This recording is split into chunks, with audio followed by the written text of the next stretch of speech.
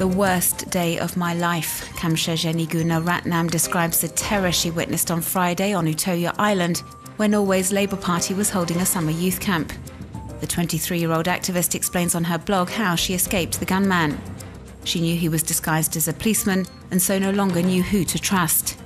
After deciding she would rather die from drowning than be gunned down, she started to swim to safety and was picked up by a boat. Prableen Kaur, another survivor, has also posted an account on her blog. She says the gunman opened fire at the group of people she was with, killing several. She lay down among the dead bodies for an hour and played dead to avoid being killed. Adrian Prakon, who was shot in the shoulder, also pretended to be dead, laying on the ground until the police arrived. The 21-year-old has posted a message on his Twitter account saying although he's happy to be alive, his injury is nothing compared to the suffering of the victims' loved ones. Kjetil Vevla appealed for help on social networks when the shooting broke out. And in a message posted on Sunday, he pays his last respects to Tor Eikeland, who was killed that day. He was 21 years old. Web users have been sifting through the 1,500-page manifesto posted online by Anders Breivik, trying to work out who influenced the killer and understand his motives.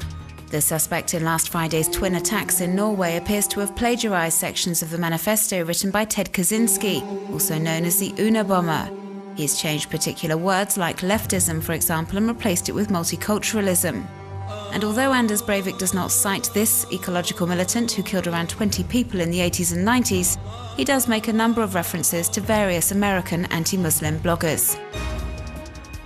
Bloggers like Robert Spencer from the site Jihad Watch. Recent reports suggest his writing inspired the Norwegian killer, but Spencer has defended himself and states that murdering children does nothing to help the fight against the global jihad. Another one of Anders Breivik's recommendations is the blog Atlas Shrugs. Pamela Geller, who runs the blog, also dismisses any responsibility in Friday's massacre, describing the accusations against her as ridiculous. The anonymous authors of the blog Gates of Vienna maintain they have never encouraged violence. Anders Breivik had included an article published on their site in 2006 in his manifesto, an article which tries to prove that radical Muslims and moderate Muslims are allies. Blogger Peter Dowell says although American anti-Muslim bloggers influenced Anders Breivik, he alone is responsible for the attacks and not the bloggers who inspired him.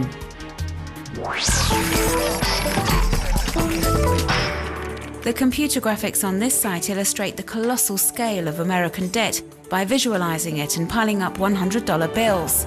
$15 trillion would equate to a huge mountain of green notes, shown here to scale next to the Statue of Liberty.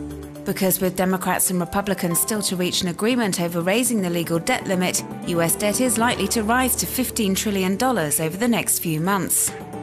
There has been a great deal of online debate over the past few weeks, with political organizations trying to outdo each other in finding creative ways to put their opinions across. Conservative group Concerned Women for America recently uploaded this video, which has been viewed over 1 million times in 1 week. It's a parody ad promoting Spenditol, which is presented as the White House's miracle remedy for all the problems in the country.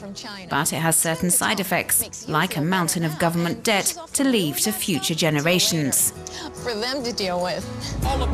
Reason, a self-professed non-partisan think tank, has produced this satirical music clip, with a rapper appealing to Congress to raise the American debt limit.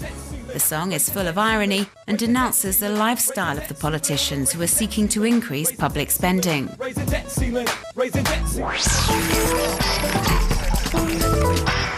In this video, the viewer is placed on the assembly line in an automated car factory. In a finely tuned process, the car is put together in the space of a few hours before factory employees add the finishing touches. This accelerated video shows just how efficient the modern assembly line is.